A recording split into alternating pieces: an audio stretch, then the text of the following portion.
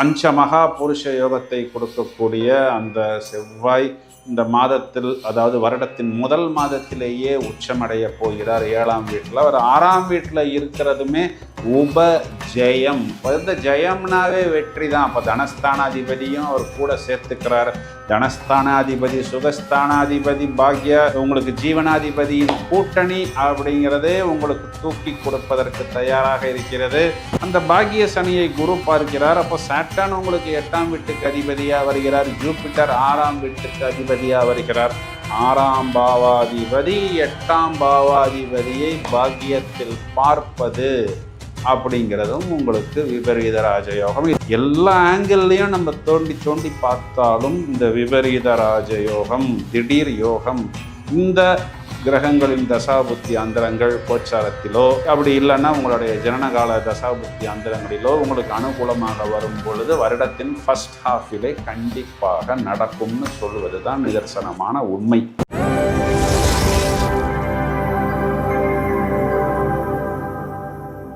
Hello friends, எல்லாருமே வருட கடைசி 2026இல் நாம் ஏதாவது ஒரு விஷயத்தை சாதித்துத்தான் ஆக வேண்டும் அப்படின்னு எதிர்பார்த்து காத்து கொண்டிருக்கிறோம்.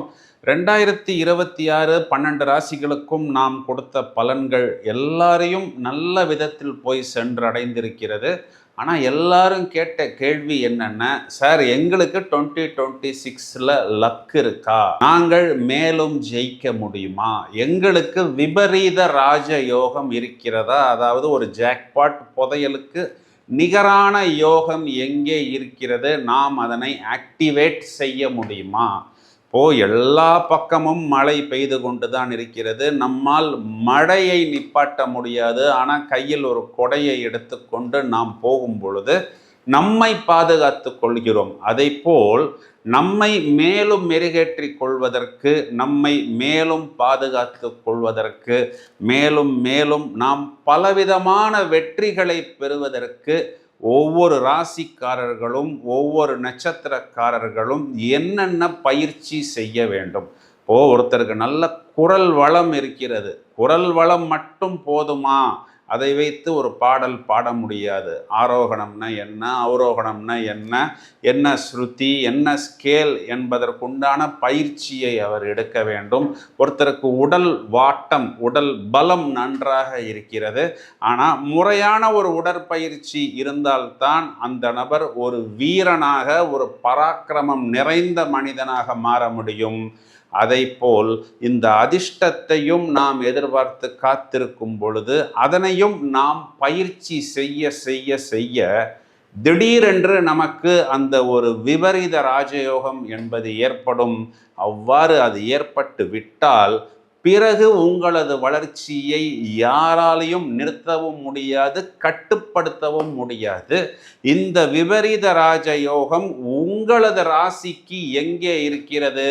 இந்த 2026இல் நாம் அதனை எவ்வாறு ஆக்டிவேட் செய்வது? சார் கடகராசி சார் 2026ல் என்ன சார் எங்களுக்கு குட் நியூஸ், எப்படி சார் ஆக்டிவேட் பண்ணுவது அப்படின்னு தானே நீங்கள் கேட்குறீங்க.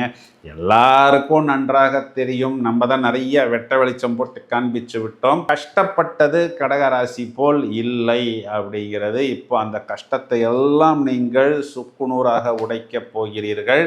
இப்போ நான் இந்த நிகழ்ச்சியின் தொடக்கத்தில் என்ன சொன்னேன் அப்படின்னா, 6, 8, 12ஆம் பாவங்களின் சேர்க்கை, பார்வை, தொடர்பு, பரிவர்த்தனை, நட்சத்திர பரிமாற்றம், அதில் கிரகங்கள் அமைவது தான் அந்த விபரீத ராஜயோகம். இப்போ கடகத்துக்கு 8ஆம் பாவத்தில் நிற்கக்கூடியவர் ராகு. அவருக்கு சொந்தமாக வீடு கிடையாது. அவர் அந்த வீட்டின் அதிபதியாக செயல்படுவார். அப்போ அவர் தான் அங்கு சாட்டர்னாக செயல்பட வேண்டும். இப்போ இந்த ராகுவை யார் பார்க்கிறார் அப்படின்னா, 6ஆம் பாவத்தின் அதிபதி குரு தனது விசேஷ பார்வையாக பார்க்கிறார். அப்போ இதிலே நமக்கு பார்த்தோம்னா அந்த 6, 8 சப்போர்ட்டிவாக அந்த 12ஆம் பாவத்தின் தொடர்பு அப்படிங்கிறதும் வந்துவிட்டது. அப்போ இது தொடக்கமே கடகத்துக்கு விபரீத ராஜயோகம். இவர்களுக்கு பஞ்சமகா புருஷ யோகத்தை கொடுக்கக்கூடிய அந்த செவ்வாய் இந்த மாதத்தில், அதாவது வருடத்தின் முதல் மாதத்திலேயே உச்சமடைய போகிறார் 7ஆம் வீட்டில். அவர் 6ஆம் வீட்டில் இருக்கிறதுமே உபஜெயம். இப்போ இந்த ஜெயம்னாவே வெற்றி தான். அப்போ தனஸ்தானாதிபதியும் அவர் கூட சேர்த்துக்கிறார். தனஸ்தானாதிபதி, சுகஸ்தானாதிபதி, பாக்ய உங்களுக்கு ஜீவனாதிபதியின் கூட்டணி அப்படிங்கிறதே உங்களுக்கு தூக்கி கொடுப்பதற்கு தயாராக இருக்கிறது. அது ஒரு ஐஸ்கிரீம் வாங்கினா ஒரு ஐஸ்கிரீம் ஃப்ரீன்னு சொல்கிறது போல் இந்த கூட்டணிக்கு குருவின் பார்வை. இப்போ இதெல்லாம் யோகம்னு எடுத்தோம்னா இது போய்கிட்டே இருக்கும். சிவராஜ யோகம், குருமங்கள யோகம், இந்த மாதிரி நிறைய யோகங்கள் உங்களுக்கு வரும். அப்புறம் செவ்வாய் உச்சமாகக்கூடிய ருச்சக யோகம், சசிமங்கள யோகம், சந்திரமங்கள யோகம்னு தொடர்ச்சியாக வரும். அப்போது நம்மளுடைய கோர் அந்த விபரீத ராஜயோகம் இந்த வருடத்தின் தொடக்கத்திலேயே உங்களுக்கு ஆக்டிவேட் ஆகி விடுகிறது. குறிப்பாக 8ஆம் இடத்துல மார்ச் மாதம் ஒரு ஃபர்ஸ்ட் வீக்குக்கு மேல் இந்த கூட்டணி எல்லாம் உள்ளே போனாலும் நான் சொல்வது போல் அந்த 8, 6, 12 அதிபதிகள் அந்த பாவங்களின் தொடர்பு உங்களுக்கு கண்டிப்பாக அது ஒரு விபரீத ராஜயோகம் தான். இதனை நாம் ஆக்டிவேட் செய்ய வேண்டும். அதாவது நாம் அந்த அதிர்ஷ்டத்தை பார்க்கும் பொழுது அந்த அதிர்ஷ்டமும் நம்மை பார்க்கும். இதனை அப்சர்வ் பண்ணணும் நம்ம. இதையும் தவிர இப்போ ஜூன் மாதத்துக்கு பிறகு ராசியில் குரு அமரப்போகிறார். இது பஞ்சமகா புருஷ யோகத்தில் அமலா யோகம்னு சொல்லக்கூடிய ஒரு யோகம். இப்போ குரு என்ன பண்ணுறாருன்னா பாக்ய சனியை பார்க்கிறார். அப்போது இந்த பாக்ய சனினாவே உங்களுக்கு பாக்கியங்களை கொடுத்துத்தான் ஆக வேண்டும். அந்த பாக்கிய சனியை குரு பார்க்கிறார். அப்போ சாட்டர்ன் உங்களுக்கு 8ஆம் வீட்டுக்கு அதிபதியாக வருகிறார். ஜூபிட்டர் 6ஆம் வீட்டுக்கு அதிபதியாக வருகிறார். 6ஆம் பாவாதிபதி 8ஆம் பாவாதிபதியை பாக்கியத்தில் பார்ப்பது அப்படிங்கிறதும் உங்களுக்கு விபரீத ராஜயோகம். இது எப்படி இன்னும் நம்ம கொஞ்சம் தியரிட்டிக்கலாக போனோம் அப்படின்னா கடகத்தில் பூசம் நட்சத்திரம் இருக்கிறது. இப்போ இதுதான் குரு பூச யோகம், குரு புஷ்யாமி யோகம்னு ஜோதிடத்தில் சொல்லப்படுகிறது. இப்போ இந்த பூச நட்சத்திரம் 8ஆம் பாவத்து அதிபதியின் நட்சத்திரம், அதில் 6ஆம் பாவாதிபதியின் பயணம்.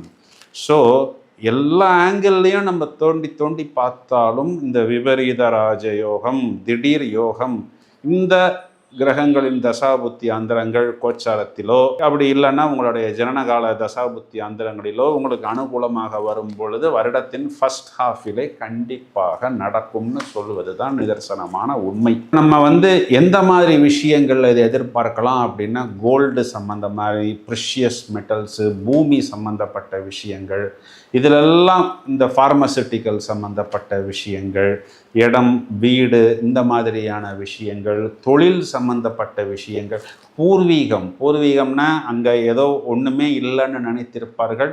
எதிர்பாராமல் அவர்களுக்கு அங்கு ஒரு இடம் இருந்திருக்கலாம், அவங்க அப்பா அம்மாவுக்கு இருந்திருக்கலாம். இந்த மாதிரி விஷயங்கள் எல்லாம் இவர்களுக்கு கிடைக்கும். அப்போது என்ன பண்ணணும் அப்படின்னா இவர்களுக்கு முதல் தரமான யோகத்தை முதலில் கொடுக்க போவது செவ்வாய். அப்போது முருகன் வழிபாடு வாய்ப்பு கிடைக்கும் பொழுதெல்லாம் நீங்கள் 2026 பண்ணணும். இப்போது கடகராசிக்காரர்கள் பொதுவாகவே குரு வழிபாடு, மகான்கள் வழிபாடு, ஏன்னா இவர்களுக்கு பாக்யாதிபதியாக வரக்கூடியதே குரு பகவான் தான். வியாழக்கிழமைகளில் சித்தர் வழிபாடு, ஜீவ சமாதி வழிபாடு எல்லாம் இவர்களுக்கு நல்ல ஒரு ஏற்றத்தை கொடுக்கும். இப்போ கடகராசியில் பிறந்த நபர் அவர் முதல்ல புனர்பூசத்தில் பிறந்திருந்த நபர்களை எடுத்துக்குவோம். அவர்களுக்கு இந்த பூசம், அனுஷம், உத்திரட்டாதி, சம்பத்து தாரை இந்த நட்சத்திரங்கள் வரக்கூடிய நாட்களில் அவர் இந்த மாதிரி கோயில்களுக்கு போகிறது, பூர்வீகம் சம்பந்தப்பட்ட விஷயங்களை எடுப்பது, இவர்கள் எதெல்லாம் பாக்கியம் அப்படின்னு நினைக்கிறார்களோ அந்தந்த விஷயத்தை அவர்கள் தொடங்குவது, அந்த நாட்களில் அவர்கள் ஆஞ்சநேயர், நரசிம்மர் வழிபாடு. ஏன்னா அந்த நட்சத்திரம் வரக்கூடிய நாட்கள் எல்லாமே அவர்களுக்கு பாக்கியமாக பூர்வீகமாகவும் நிறைய பாசிட்டிவ் வைப்ஸை கொடுக்கக்கூடிய அமைப்பாகத்தான் வரும். இந்த பூச நட்சத்திரத்தில் பிறந்தவங்களுடைய 6வது நட்சத்திரம்னு எடுத்துக்கிட்டோம்னா சனி, புதன், கேது, சுக்கிரன், சூரியன், சந்திரன். இப்போ அந்த சந்திரனுடைய நட்சத்திரம் அப்படின்னு பார்த்தோம்னா ஹஸ்தம், திருவோணம், ரோகிணி. இதற்குண்டான பிரதி தேவதை அப்படின்னு பார்த்தோம்னா அம்மன் வழிபாடு, அம்மன் வழிபாடு, அம்பாள் வழிபாடு பௌர்ணமி திதிகளில் செய்யும் பொழுது இந்த நட்சத்திரம் வரக்கூடிய நாட்களில் இவர்கள் இறங்கக்கூடிய விஷயங்கள் எல்லாமே இவர்களுக்கு வெற்றி வாய்ப்புகள், லாபம். ஏன்னா இதெல்லாமே அவர்களுக்கு 3ஆம் இடம் 7ஆம் இடம் லாபமாக வருகிறது. அப்போது நிகரற்ற லாபத்தையும் நினைத்த காரியத்தில் பூரணத்துவம் அப்படின்னு சொல்லக்கூடிய ஒரு முழுமையை இவர்களுக்கு ஏற்படுத்தி கொடுக்கும். பூச நட்சத்திரத்தில் பிறந்த நபர்களை எடுத்துக்கிட்டோம் அப்படின்னா இவர்களுக்கு ஆயில்யம், கேட்டை, பிறகு ரேவதி, இது எல்லாமே சம்பத்து தாரை. இப்போ இந்த நாட்களில் புதன் வழிபாடு செய்வது, மகாவிஷ்ணு பிரதான கோயிலில் போய் புதன்கிழமை வழிபாடு செய்வது, இந்த நாட்களில் இவர்கள் இறங்கக்கூடிய விஷயங்கள் எல்லாமே இவர்களுக்கு, ஏன்னா அந்த ராசிகள் 5, 9ஆம் இடங்கள் வரக்கூடிய ராசிகள்னால இவர்களுக்கு பாசிட்டிவ் வைப்ரேஷன்ஸ் ப்ளஸ் இவர்களுக்கு பாக்கியத்தை மேலும் மேலும் நன்றாகவே அபிவிருத்தி செய்து கொடுக்கும். இவர்களுடைய 6வது நட்சத்திரம்னு பார்த்தோம்னா சனி, புதன், கேது, சுக்கிரன், சூரியன், சந்திரன். இப்போ சந்திரனுடைய நட்சத்திரமான ஹஸ்தம், அதே மாதிரி திருவோணம், ரோகிணி நட்சத்திரம், இந்த நட்சத்திரங்கள் வரக்கூடிய நாட்களில் இவர்கள் அம்மன் வழிபாடு, அம்பாள் வழிபாடு, குறிப்பாக அது பௌர்ணமி திதியாக இருந்தால் இவர்களுக்கு கைமேல் பலன் கொடுக்கும். இந்த நட்சத்திரம் வரக்கூடிய நாட்களில் இவர்கள் ஆரம்பிக்கக்கூடிய பயணமாக இருந்தாலும் இல்லைன்னா இவர்கள் நினைக்கக்கூடிய அந்த பிஸ்னஸ் பார்ட்னர்ஷிப், வெளிநாட்டு பயணம், நினைத்த காரியங்களில் வெற்றி அப்படிங்கிற ஒரு பூரணத்துவத்தை இவர்கள் கண்டிப்பாக அடைந்து விடலாம். இதே கடகராசி புதனுடைய நட்சத்திரம் ஆயில்யம் நட்சத்திரத்தில் பிறந்தவர்களாக இருந்தால், கேதுவுடைய நட்சத்திரம் சொல்லக்கூடிய மகம், மூலம், அஸ்வினி இவர்களுக்கு சம்பத்து தாரை, மகா கணபதி வழிபாடு இவர்களுக்கு நல்ல மேலும் மேலும் பிரதானமான ஒரு அபிவிருத்தியை ஏற்படுத்தி கொடுக்கும்.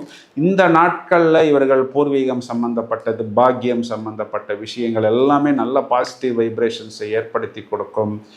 இதே புதன் என்று சொல்லக்கூடிய ஆயில்ய நட்சத்திரத்தில் பிறந்தவர்களுக்கு புதன், கேது, சுக்கிரன், சூரியன், சந்திரன், செவ்வாய் என்று சொல்லக்கூடிய மிருகசீஷம், சித்திரை, அவிட்டம் நட்சத்திரம் வரக்கூடிய நாட்கள் எல்லாமே இவர்களுக்கு முயற்சி, வெற்றி, லாபம், பேர், புகழ், அந்தஸ்து, நினைத்த காரியத்தில் பூரணத்துவம், பிஸ்னஸ் பார்ட்னர்ஷிப் போன்ற விஷயங்களை செய்யும் பொழுது இவர்கள் எதிர்பாராத வண்ணம் அந்த திடீர் ராஜயோகம் அப்படிங்கிறது இவர்களுக்கு கண்டிப்பாக கிடைக்கும். இந்த கடகராசிக்காரர்கள் இதனை மேலும் மேலும் ஆக்டிவேட் செய்வதற்கு முதல் தரமான ராஜயோகத்தை இவர்களுக்கு அந்த குரு குறிகாட்டக்கூடிய எல்லோ சஃபையரை அணிந்து கொள்வதன் மூலம், குறிப்பாக தேதி, மாத, வருட கோட்டு எண்ணில் இவர்களுக்கு 6ஆம் நம்பர் இல்லைன்னா அந்த எல்லோ சஃபையரை அணிந்து கொண்டு முக்கியமான விஷயங்களுக்கு அந்த எல்லோ கலரை எடுத்துக்கொள்ளலாம். இவர்களுக்கு செவ்வாய் என்று சொல்லக்கூடிய இந்த மார்ஸ் என்ற பிளானட்டுக்கு கொடுக்கப்பட்ட ரத்தினம் பவளம், அப்படி இல்லைன்னா ஜனனகால ஜாதகத்தில் சூரியன் பலமாக இருந்தால் மாணிக்கம். இதனை அணிந்து கொள்ளும் பொழுது தொழிலில் ஒரு விஸ்வரூப வெற்றி, இந்த திடீர் ராஜயோகம் அப்படிங்கிறது இவர்களுக்கு கண்டிப்பாக கிடைக்கும். நாம் இந்த அதிர்ஷ்டத்தை பார்த்து கொண்டிருக்கும் பொழுது கண்டிப்பாக இந்த அதிர்ஷ்டமும் நம்மை பார்க்கும், நம்மை தூக்கிவிடும். இந்த கால்குலேஷனை ரொம்ப ஈஸியாக நீங்கள் பிடித்து விடலாம்.